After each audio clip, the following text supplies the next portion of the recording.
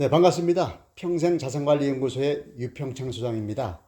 한 달 동안의 경제 이슈와 자산관리에 대해서 알아보는 맛있는 경제 브런치 시간입니다. 이번 달의 토픽을 이렇게 뽑아봤습니다. 금리 오브 금리, 그러니까 금리의 왕이란 뜻이죠. 미국 연준, 미국 중앙은행의 기준금리가 여섯 번째 연속으로 동결됐습니다. 그래서 2023년 7월 이후부터 지금까지 5.25%에서 5.5% 이렇게 상단이 5.5%인 거죠. 그래서 5월 2일 기준으로 여섯 번째 연속으로 동결됐다라는 건데 그 이유가요. 사실 미국 중앙은행이라든가 이런 정부 쪽에서는 오랫동안 물가 하락을 위해서 노력을 했지만 사실 인플레이션이 목표치인 2%로 안정적으로 내려가지 않았습니다. 그래서 금리를 못 내리고 있는데 한 가지 불행 중 다행인 것은 제롬 파월 연준 의장의 코멘트가 그렇다고 금리 인상은 하지 않겠다라는 얘기를 해서 그나마 좀 다행이라고 생각하는데요. 사실 미국 외의 국가들은 미국 달러 금리에 매우 영향을 많이 받습니다. 특히 우리나라처럼 무역 국가는요, 금리가 사실 환율에 어떤 그런 영향을 많이 받거든요. 따라서 환율이 올라가면 금리가 올라가고 이렇게 돼야 되는데 지금 우리는 금리를 못 올리고 있거든요. 그래서 앞으로 미국 금리가 5.5에서 언제 내려가느냐, 몇 번 내려가느냐. 그래서 하단은 어디까지 내려가느냐에 따라 가지고 우리나라도 연동을 해서 금리를 내릴 수 있는 그런 상황이 된다고 보시면 되는데요. 사실 달러 대비 어떤 각국의 통화 가치가 하락하면, 즉 환율이 올라가면 그만큼 물가 상승 요인이 되거든요. 그래서 환율이 올라가면 물가가 올라가고 그래서 금리를 더 못 내리는, 오히려 금리를 올려야 되는 이런 악순환이 되는 거죠.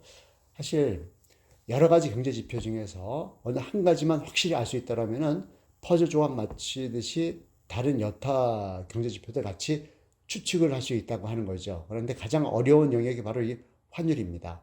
그래서 사실 환율을 잘 보시면 앞으로 금리 향방도 올 수 있는데 현재 환율이 상당히 높은 구간에 와 있죠. 즉 우리나라 한 20년, 한 30년 봤을 때 가장 높았을 때가 97년도 IMF 외환위기 때가 거의 2,000원까지 갔었고요. 원달러 환율이. 그리고 2008년 서브프라임 때가 한 1,600원대까지 갔었고요. 그리고 얼마 전에 사실 그 코로나 시기 이때 1,400원대까지 갔었는데 지금 다시 1,400원을 터치하고 있는 그런 상황입니다. 자, 그래서 국제시장에서 보면은요, 우리나라 원화의 그 위상이 높지가 않습니다.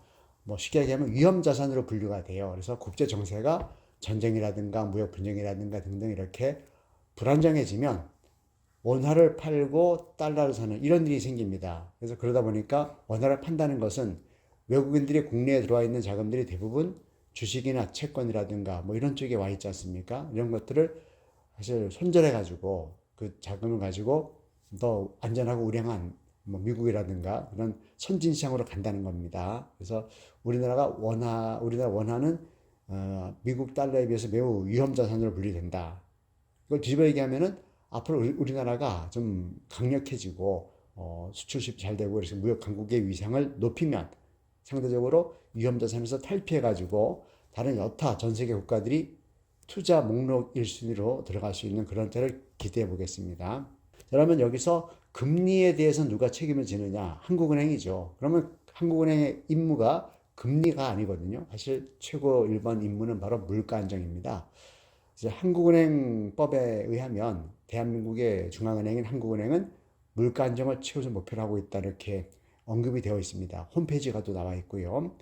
그 이유는 뭐냐면 바로 물가 안정이 화폐 가치의 보존이라는 거죠. 한국은행은 돈을 찍어내고 관리하고 통화 정책을 하는 그런 곳인데 이 금리를 안정적으로 관리하려면 선행지표인 환율과 물가가 안정이 되거든요. 그래서 물가 안정을 1순위로 한다. 그래야지만이 나라 경제에 건전한 발전이 있다. 이렇게 보는 겁니다.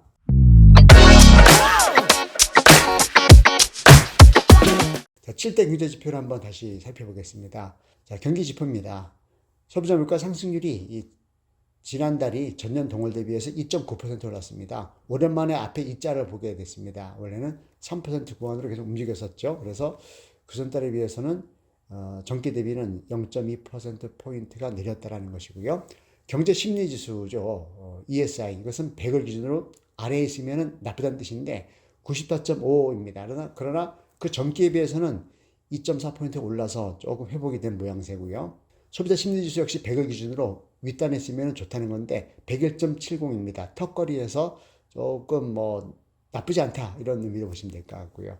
제조업 업황실적 BSI 지수는 73으로 여전히 100보다 훨씬 하회하고 있습니다. 그러나 이 부분 역시 그전 기에 비해서는 2포인트죠. 올라서 조금 회복이 되는 그런 느낌입니다.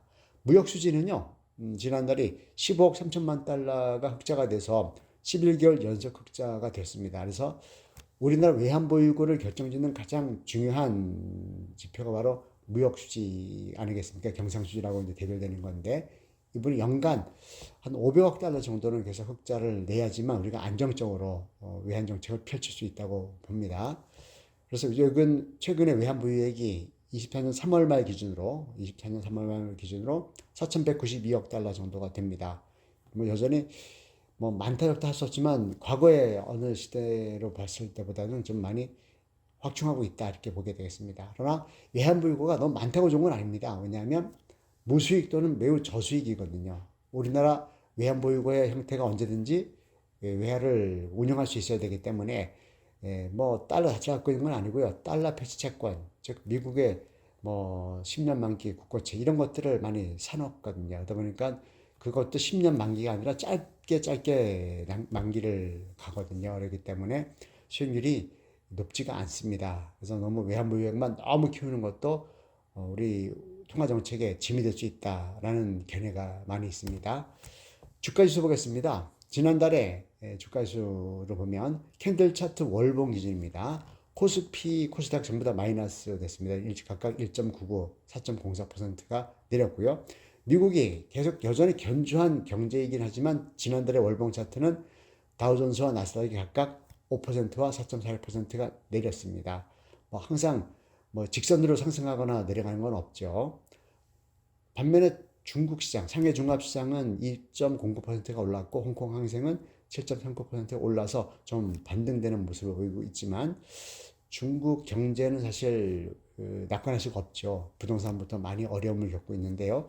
어떻게 보면 이 연착륙을 매우 기대하는 그런 모양새인데 경착륙이 될 수도 있어서 좀 걱정이 되고 있습니다. 금리 보겠습니다. 3년 만기 국고채 수익률이 지난달 평균이 3.439%입니다. 그래서 그 전달에 비해서는 0.13%포인트가 올라서 여전히 3% 중반, 즉 한국은행 기준금리에 수렴해 있거든요. 그리고 상호저축 예금금리는 조금 내렸습니다. 그래서 3.4%로 보면 되겠고요. 대출금리를 결정하는 거죠. 코픽스 금리.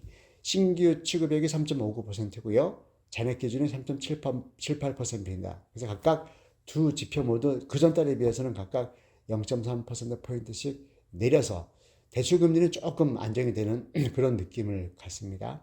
환율 보겠습니다. 환율이 요새 매우 어렵죠. 지난달 월 평균 원달러 환율이, 달러 대비 원화 환율이 1371원 88절입니다. 그래서 그 전달에 비해서는 월 평균 기준으로 38원 15전이 올랐습니다. 상당히 많이 오른 거죠. 사실 환율이 좀 변동폭이 크다라는 기준이 10원 정도거든요. 10원 정도. 이 부분이 뭐 하루에 움직이면 매우 큰 거고 한 달도 사실 적지 않은 건데 38원이나 올랐으니까 좀 우리나라 원화 가치가 떨어지고 달러 가치가 높아졌다 이렇게 보면 되겠습니다. 그 배경은 금리라고 보면 되겠죠. 미국 금리는 5.5% 주는데 우리나라는 훨씬 못 미치는 3.5%밖에 못 주니까 아무래도 국제 자본 시장에서는 달러가 한국을 이탈하는 이런 모습 때문에 그런 것으로 보여집니다. 통화량 보겠습니다. M2 증가율, 즉 총통화죠. 지난달이 3.4%입니다. 그래서 그 전달에 비해서는 0.4%포인트가 높아져서 좀 통화량이 조금 늘었다고 볼 수 있겠고요. 투자자 예탁금은 소폭 강세를 보여주고 있고요. 코스피 주식거래 대금은 소폭 약세를 보였습니다. 그리고 주식형 펀드 잔액은 꾸준히 올라서 110조 정도 이렇게 보여주고 있습니다. 원자재 보겠습니다. 두바이유가 배럴당 88달러 89센트입니다. 그래서 그 전달에 비해서 월 평균 기준으로 5달러 정도가 올라갔고요. 금 시세는 뭐 대단합니다, 지금. 아마 사상 최고치를 계속 경신하는 그런 모양새인데요. 지난달 월 평균 국제 금 시세가요. 온스당 28.35g 즉 7.5돈 정도가 이런인데 무려 2,349달러 30센트입니다. 그러니까 2,300달러가 넘었다는 거죠. 사실 10년 전쯤에 국제금시세는요, 온수당 1,000달러 정도밖에 안 됐었습니다. 매우 높았죠. 그래서 그 전달에 비해서 지난달에 국제금시세는요, 월 평균 기준으로 봐도 180달러 정도가 올랐습니다. 매일 올라간 거죠. 거의 5, 6만 정도 올라갔으니까. 우리 원화로 환산했을 때.